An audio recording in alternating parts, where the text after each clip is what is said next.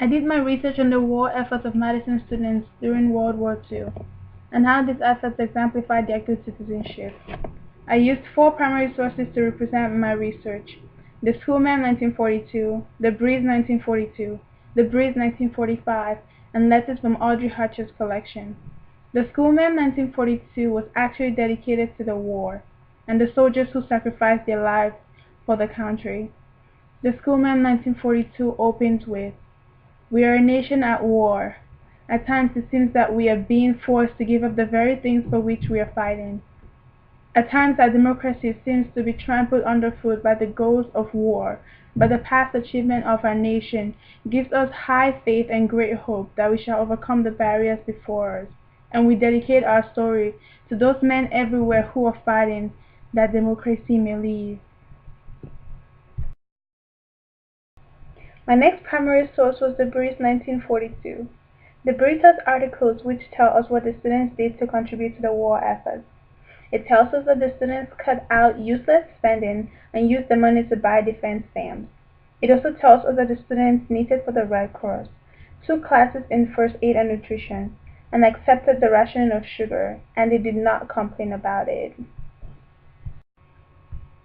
My third primary source was the Breeze 1945. Its articles tell us that the students organized drives on campus to collect clothing for the war-ravaged population of Europe. Their hope was to collect 1,000 articles of clothing. Faculty and students actually came very close to reaching this goal, giving over 800 items to the drive, including 200 sweaters, 75 shirts, 27 coats, and 150 pairs of shoes and socks. My fourth and final primary source were letters from Audrey Hatcher's paper collection. In her collection there were postcards and letters in which she communicated with some of the soldiers. One of the letters I found particularly interesting was from a fellow named Chester.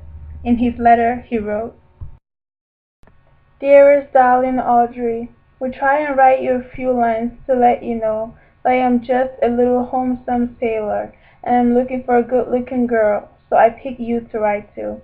How are you getting along, darling, there in Virginia? Love, what do you look like? I will give you a description of myself. I am 18 years old, 5 foot 9 2½ inches tall, brown hair, hazel eyes, and for my looks, I'm not so good. I can't help that because God wanted me that way. P.S. Send me one of you love always pictures if you, your homesome sailor, have one. Please, honey, Chester."